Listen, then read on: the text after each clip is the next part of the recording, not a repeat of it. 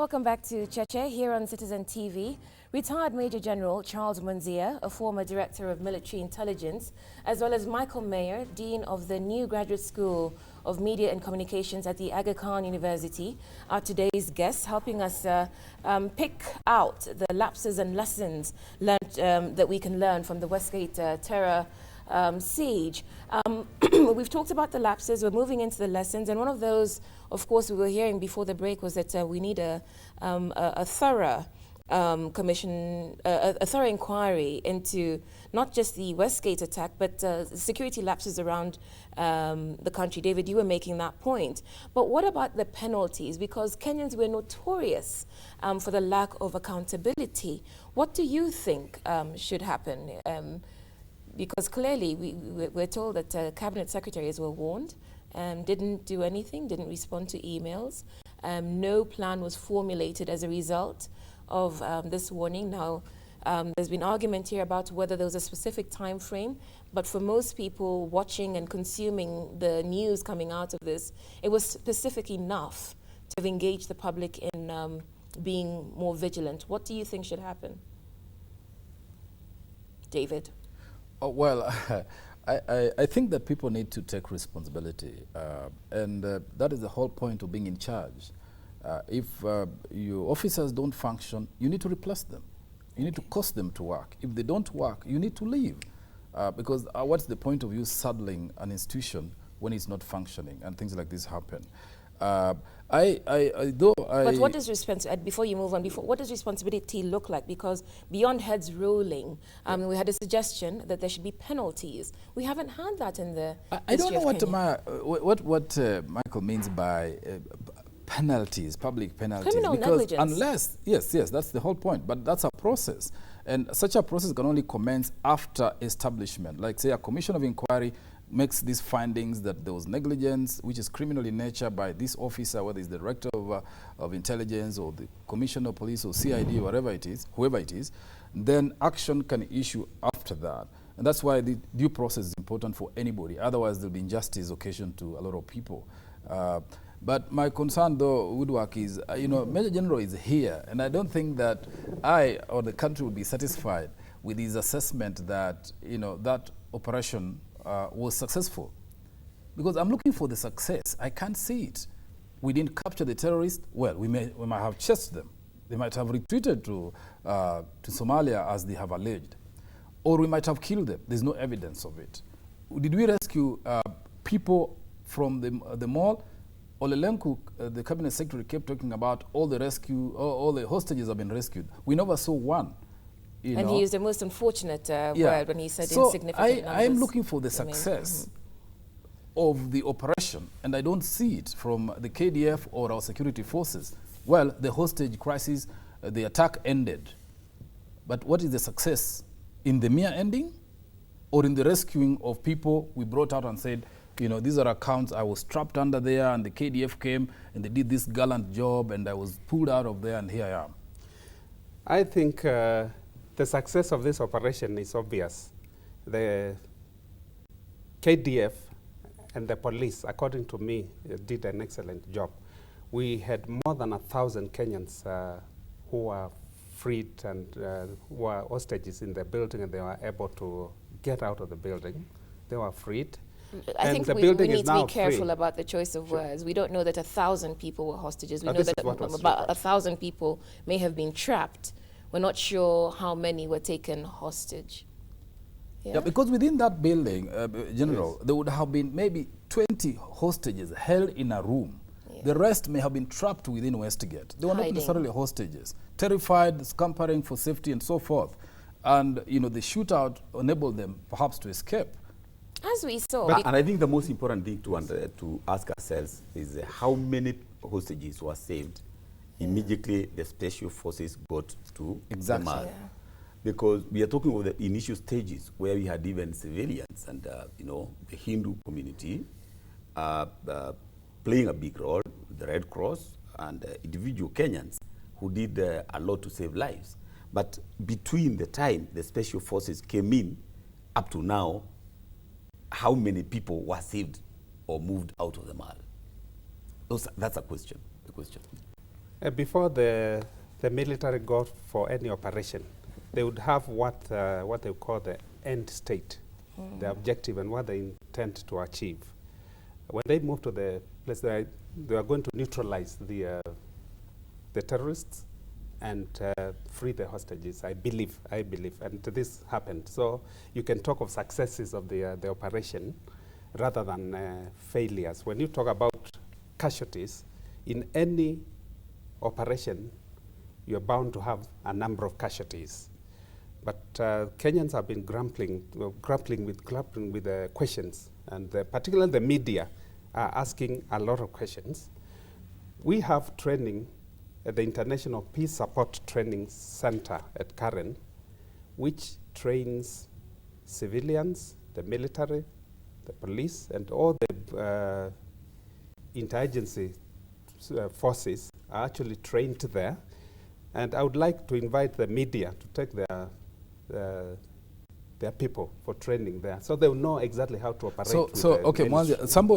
Supposing somebody out here in the public holds the view that the KDF went in there and the operation cost more lives.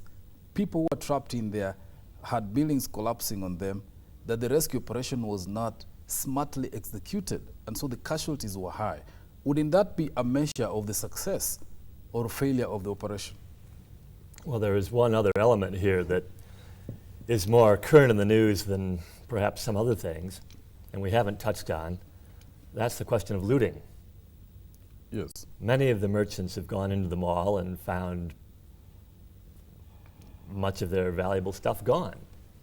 Now, it's hard to believe that 10 to 15 terrorists carted out the entire contents of the Westgate Mall in their backpacks when they fled and escaped, if they did escape, to Somalia.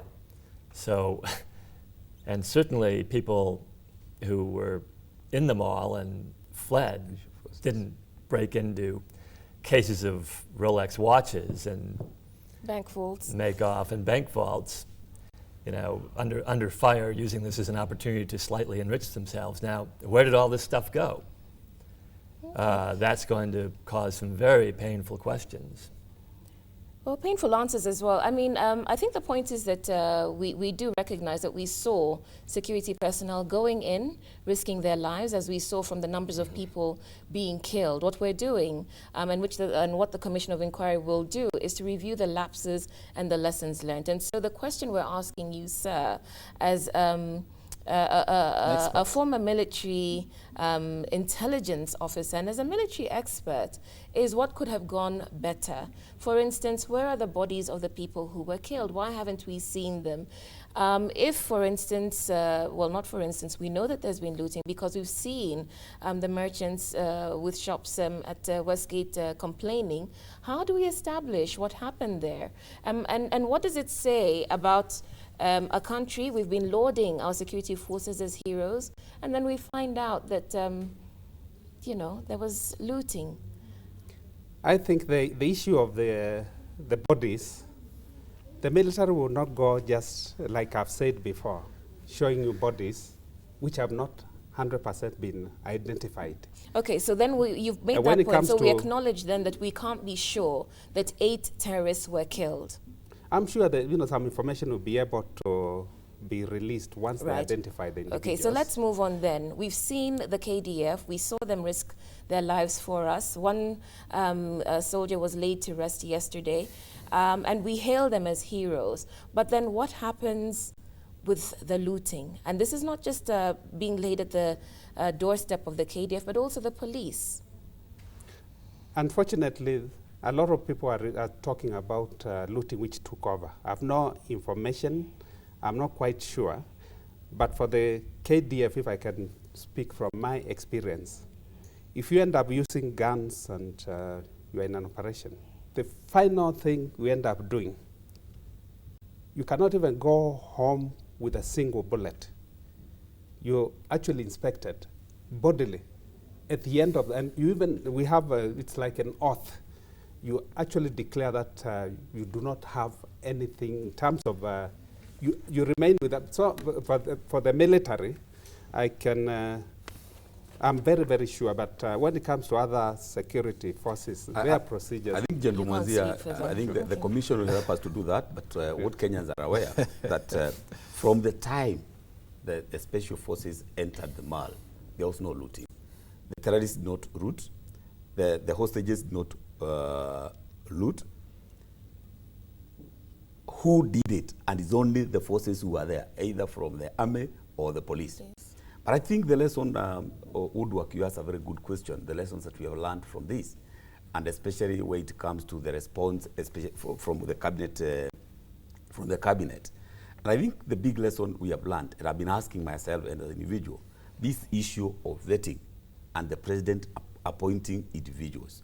I think time has come now to ask ourselves, does this vetting really help us? Because the person, for example, taking the docket of internal security, home security, is not just somebody who will be just passed in parliament because of the tyranny of numbers. For the sake of the country, when somebody is being appointed for such a position, we should ask as Kenyans, is this person equal to the task? Right. And so the question then becomes, we've talked about corporate responsibility in terms of the security forces, in terms of the government. What about individual responsibility? There's been a lot of apathy. And certainly President Kenyatta mentioned it yesterday, saying that the security cannot be everywhere and that we must be our brother's keepers, we must be good neighbors. What should we be seeing now in the aftermath of Westgate in terms of going forward and securing ourselves? Do you think that we could do more, David? Well, in other countries, which I would love to be a member of, there's so much, controls, security, searches, detail around you, that freedom has been constrained. And even countries like Rwanda, I mean, it's difficult to, your freedoms are really, really reducing because of terrorism, threats, and crime, and so forth. I think we must check against legislation, and I've seen people agitating for the tightening of the Anti-Terrorism Act, to tighten things, that we need to have neighborhoods, everybody needs to be registered, you need to know who is your neighbor. When they check in, like used to happen in Uganda with the resistant councils, when you walk into a town, the RC chairman there has been notified somebody walked in there and he's living in that house. The owner of that house has to go and report to the chief that I've now got these guests and so on. I mean, these measures are helpful, but I think we must be careful that we don't, choke ourselves with security measures to the point where we are no longer happy citizens living. Already, these searches and everything you do nowadays are, an intrusion in your privacy. Okay, but how do you balance that? How do you balance the need for privacy with the need for security? The thing is, how do you balance, say, for instance, the need to allow people to come in, free movement, with, say, bribery and corruption? Because we know, as we've been told, as we've been hearing, that heavy artillery got into this country. So people must have been aware of this. The answer to that question, and which is why I'm saying, I'm more inclined to oppose stricter measures on individual liberties, but tighten the authorities and security agencies, eliminate corruption, because that's where it's happening. People smuggling, our security agencies, public officers charged with our security ought to be held to account. Proper screening, vetting of the people doing the work, and supervision so that corruption doesn't reign. Thugs and other people smuggling in harmful arsenal are not having access to us. It is a failure there. It's not really about our neighborhood. It's a failure of security agencies. General, you seem to be agreeing. I think I would agree with Makali that as much as we need to tighten the security in the country, the democratic liberties Kenyans are enjoying need not to be infringed. And one issue which I'm agree with Makali is about we need to tackle the issue of corruption. This has come up in many, many circles that corruption within the country needs to be right, so we agree on that point. I'll ask you the question, should we not then be seeing our Ethics and Anti-Corruption Commission taking advantage of the public mood and doing a bit more to enlighten us about corruption? From what I know, the Ethics and Anti-Corruption Commission in the country have institutionalized a lot of procedures in getting the government ministries to be accountable. And the process of evaluation and vetting of government functions is so tight that it starts with the budgeting for every government organization, every government department. And then it goes on to the individual signing performance contracts. And the Ethics and Anti-Corruption Commission follow up. There are certain things each government office is supposed to do, certain committees which are supposed to be looking at corruption, some open spaces and boxes where individuals can drop. Okay, all of that is fine, but sure. I'm now talking about raising the public's awareness of corruption. Say, for instance, we remember the song by the musician Eric Wanaina, Inchi ya Kitu Kidogo. Yes. That played for a while. There was a huge awareness of corruption, and then all of a sudden we went quiet. Where you want to come in? I think having watched what happened after the Westgate is a big lesson that we don't behave like we have behaved before, where we suffer today, we come together tomorrow, we go about our businesses, we even kill one another. Yeah. We even kill more than the terrorists do. And then wait until another attack comes, then we come together as a nation. I think as individuals, as Buru, as Makari, as Maya here, or Monzia, we should, as individuals, we should start asking ourselves, do I have to get a few shillings at the border to allow a guy to come into other country and kill so many people? Where you don't know. Remember the one of the terrorists who was arrested and convicted was carrying some explosives at Nyayo Stadium, and the mother was inside. So you don't even know when you're allowing these terrorists to come in through our borders, whether they're going to kill your mother or your father. I think as individuals, as individual Kenyans, we should, and this comes in even the question of looting at the mall. I mean, how can you visit more agony to your people if you have gone to save them? It's all an issue of ethics and patriotism that I'm coming here to save and not to benefit myself. Okay. So we should, I think, seize this mood, and I think the president who has done so well should seize this opportunity to bring the country together, not only to mourn, but also to that change. To refashion. To refashion ourselves.